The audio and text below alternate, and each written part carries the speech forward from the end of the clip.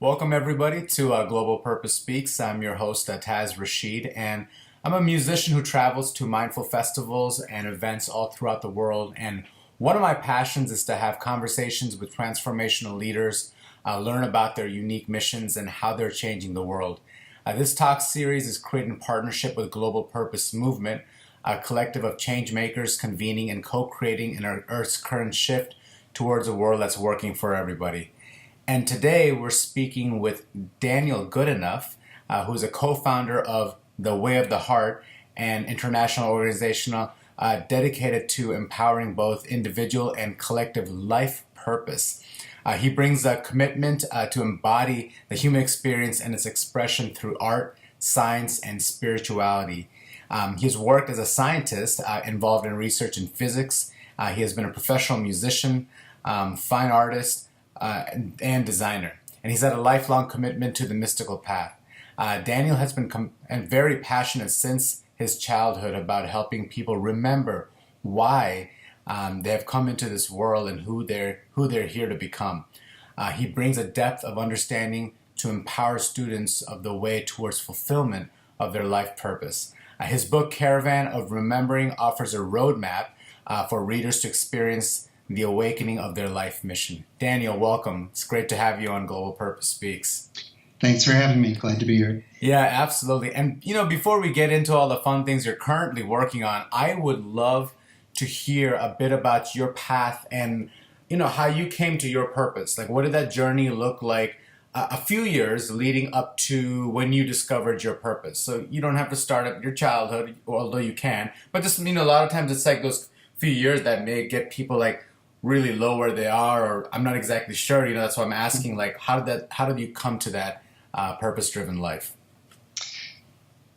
Well, the both end about that is the purpose of the work is to help people discover their life mission, even if they've never gotten to that moment.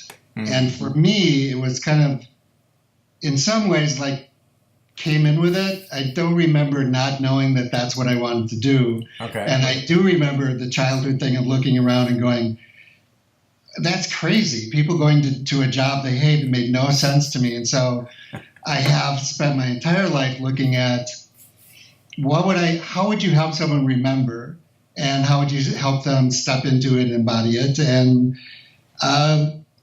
with some things along the way, some of the things you mentioned were me saying, if I'm going to talk to other people about doing their dreams, I probably should do some of mine. So that was the music and the art and some of those things. And then I'd say about 3 decades ago, I said, well, okay, I've done that. And now it's time to start talking to people about doing what they came to do. And the main point that makes what I'm doing a little bit different, and hopefully more people will do it, is that the getting to the life mission isn't so much a mystery. Like, it's a skill. And like any other skill, if you do the practices, you'll get better at it. So that both articulating your mission and knowing what to do with it and how it applies to the many things we might be called to do these days is something that you can develop by doing scales. And then the book has those early scales around why am I here, what does that call me to do, and who does that call me to become, and who will I become by doing it. So the real work of the last 3 decades is sharing the scales with people so that they can articulate for themselves the why, the what, and the who. Mm-hmm. Yeah, and it's interesting because this conversation, a lot of us, that have come into finding our purpose oftentimes didn't have like a system or a method, or some sort of like strategy on like what that looks like. I mean, obviously your book is all about, you talk about a system and the ways to go, but regardless of your book, just from your standpoint, before you say you even had the book, like, I mean, is it important for someone to figure out their life purpose with a system or a method, or like, should it happen naturally and organically, like when they go through all the trials and errors and things like that, and then they have their big aha through whatever it is? Or are you saying like, hey, let's speed that stuff up, they don't need to go through all that, we can give them some sort of a blueprint to really go through and find that purpose? Like, can you explain a little bit about that? Well, what I might say about that is it could be a both and, perhaps. Okay. If you are one of those people that through circumstances, discover, and you have the light bulb go on, you say, okay, this is why I'm here. That's great. Far more people, though, experience, I don't know what it is, and I'm really frustrated that I don't know what it is. Yeah. And if we leave it at, well, if you were meant to know, you would know, or you wait till you have some experience, then you could spend years of your life being frustrated that it wouldn't be necessary. And I would say that, I kind of have this idea that if it's true that we're all here for a reason, then anytime anyone doesn't step into that, we all lose in some way. That there's the answer to pollution and the answer to poverty and the answer to health problems, all of the things of our time. There's an answer to each of those things in the heart of somebody out there, maybe a lot of somebody's. And when that person does something else other than bring their answer, then we all pay a price for that in a certain way.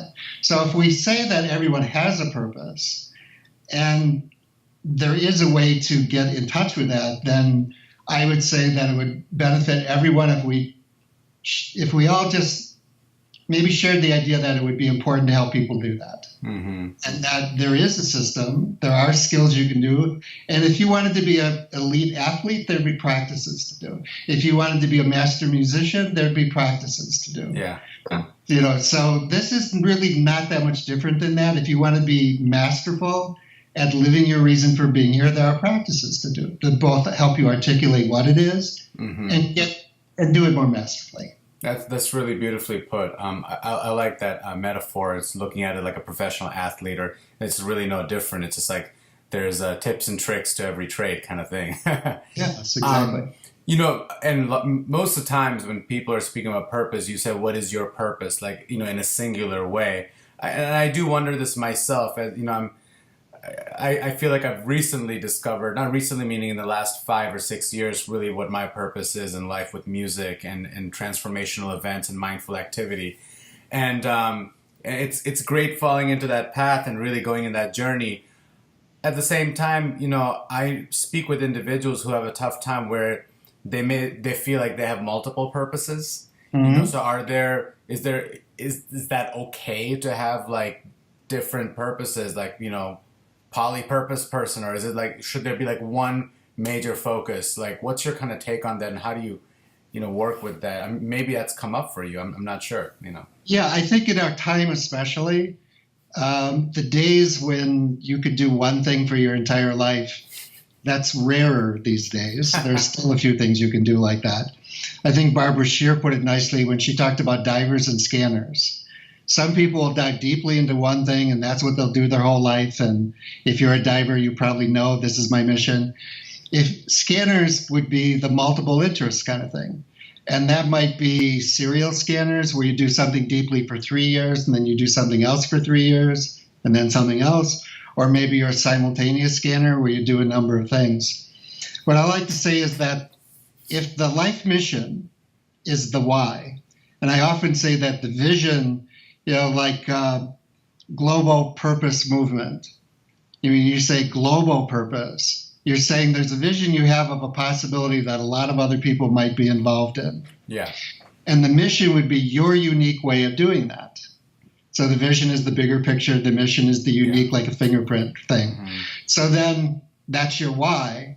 That is always there, even if there are a lot of different vehicles or what's, right? Yeah. So the thing about identifying the mission isn't about a particular job per se, or even a particular vehicle, unless it is, if you're a diver.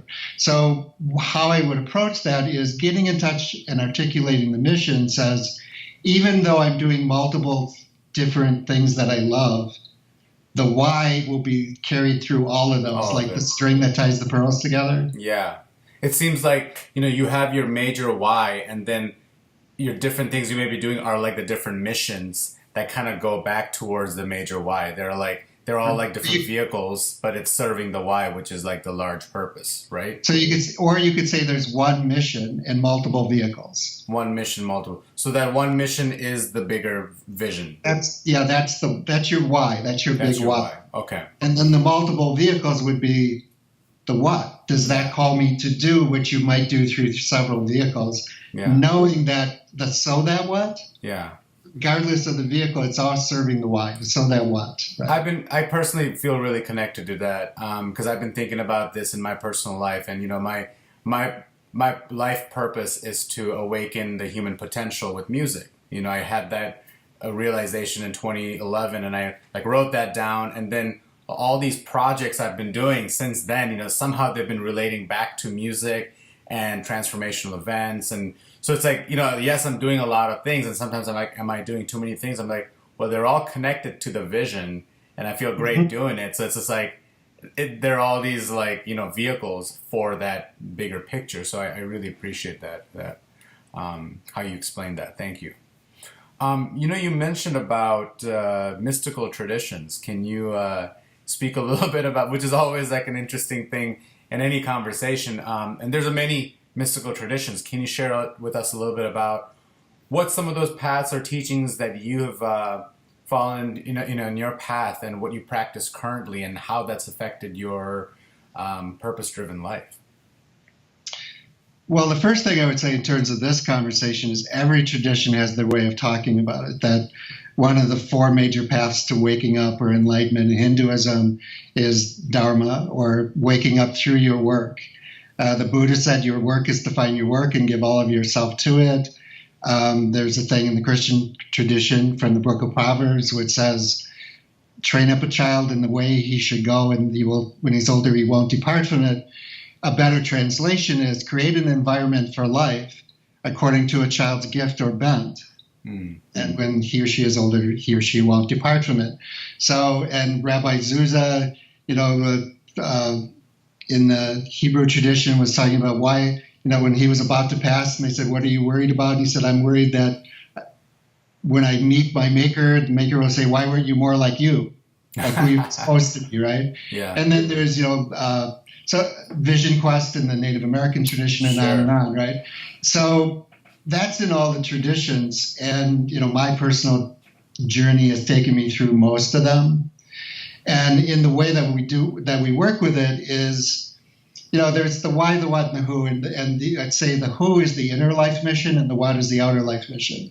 So who am I becoming from doing this, and who would I have to be to do it? And that's your connection to spirit, the who, because that's the only thing you'll take with you is who you've become by doing it, right? So then there's the why, the what, and the who, and then we look at how. And then the next consideration is the manner in which you do that is as important probably as whether you do it.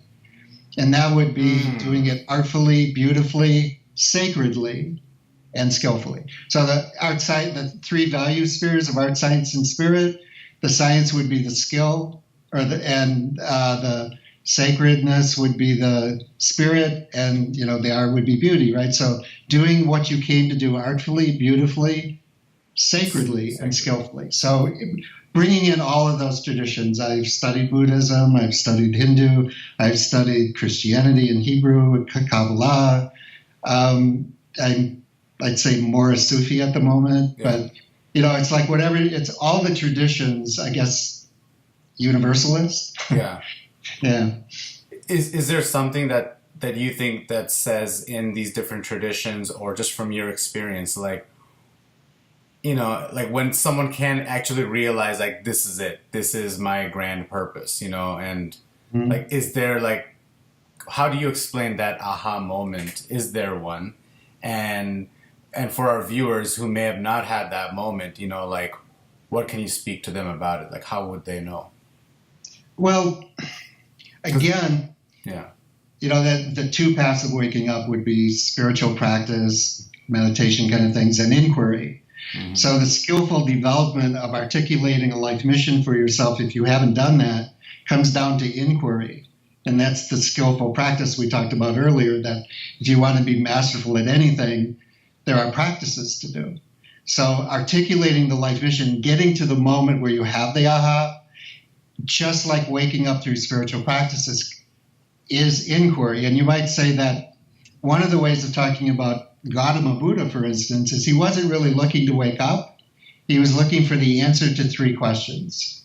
Why do people grow old? Why do they get sick? And why do they die? Yeah. And being all in on those three questions woke him up.